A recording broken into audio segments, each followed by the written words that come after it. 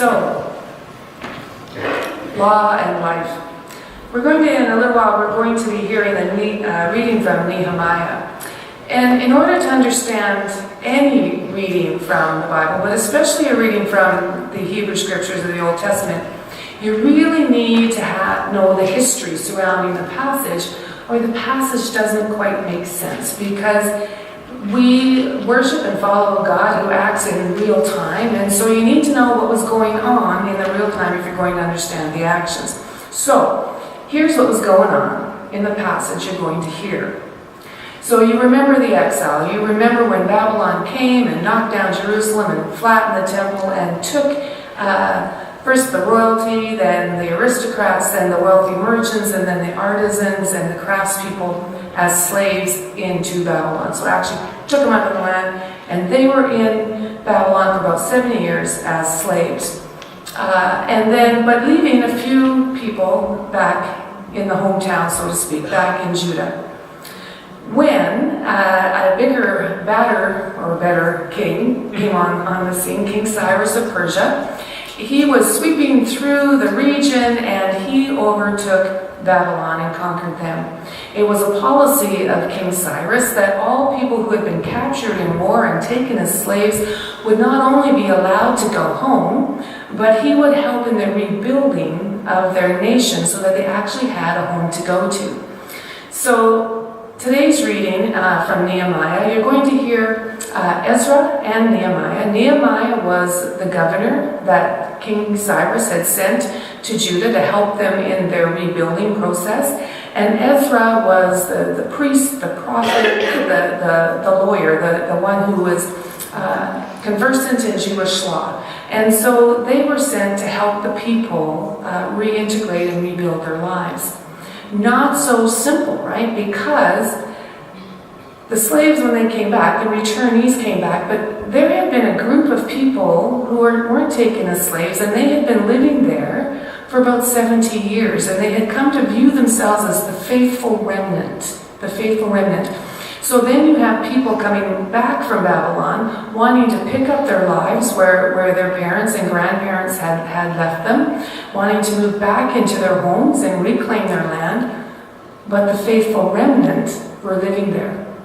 Plus, there wasn't much to lay glory or claim to, because most things had been knocked down. The streets were filled with rubble, the temple was flattened, and they had just started to build kind of a fancy shack.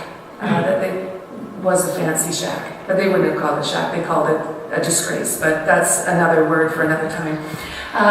They just started to rebuild, but there was all this social chaos, there was physical chaos, there was no infrastructure, and the people began to fight. Who had the right to interpret the law? Who had the right to rule? And so that's the context in which our passage is in. That's the historical context. So Ezra, the prophet, the priest, stands up to address the people. And this is on one of the high festival days. And so he doesn't just speak to the rulers. All the people are gathered to hear his words. And he reads from the law of Moses. Now we tend to think of the law of Moses or the Pentateuch as mostly the Ten Commandments or the purity laws or those. But it's the whole story, right? So yes, it has the law, the ritual law, and all of those things included, but it also has the grand stories of the Exodus from Egypt and how God was with the people and how the people, Moses parted the Red Sea and they were saved, and it talks about the life-giving law that was given on Mount Sinai. They hear about different judges of the time, like Deborah, who rose up and the nation was under threat to lead her people to safety. And it talks about those kinds of stories, the patriarchs and the matriarchs of the faith. And so that's what Ezra is trying to remind the people of their days, of their law. And the response of the people at the beginning is one of incredible shame. They feel shamed. They feel shame because they aren't living the way that they are supposed to live. They are not looking out for one another. But they also feel shame because they don't see themselves as the grand people that their ancestors were. And so they're very much ashamed. And they bow down in shame and contrition and feeling incredibly guilty. And Ezra says, no, none of that for you folks. You need to be standing up. You need to be proud. You need to celebrate, because at the middle of your life is this life-giving law. It's not meant to divide. It's meant to remind us that we are unified, we are together. It's to remind you who you are, what God you worship, and how we are to be together. And that's life-giving. So go and celebrate that and go and do that. And then we hear how they had a great big celebration. So there you go, that's it in context. So as you hear this being read, two words, law and life. And so the question for us then becomes, how does law give us life? Perhaps what is it in our own teachings, our Christian teachings, that we have experienced as law has kept us from living full lives or being truly who we are? What are we supposed to do with things that feel like a law that constricts instead of something that gives freedom?